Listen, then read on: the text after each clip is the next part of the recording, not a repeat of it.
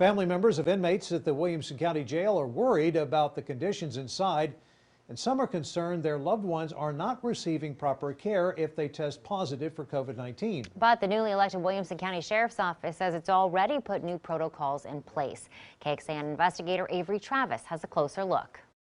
Recorded phone calls from inside the Williamson County Jail are making their way around social media. You can hear them begging for somebody to come to them. And they're making Michelle Sweeney terrified. Her husband is behind bars there waiting for his trial. Not everybody in there is in there for heinous crimes. A recent report by University of Texas researchers finds 80% of the people who have died so far in Texas jails from COVID had not been convicted of a crime yet.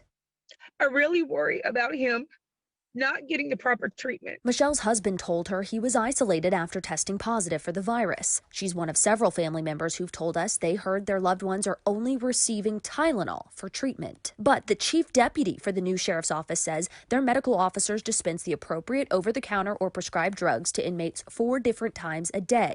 He says they've been doing everything they can to be proactive in fighting the virus since taking office, reaching out to the county health authority and even other area jails to stay up to date on the latest best practices. They check temperatures twice daily, but after KXAN started asking questions, they also began checking pulse oxygen levels to keep up with inmates' changing conditions. Sweeney just hopes it's enough.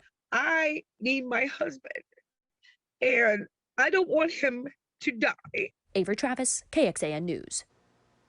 Right now, the Texas Commission on Jail Standards shows only 4 inmates with active infections in the jail.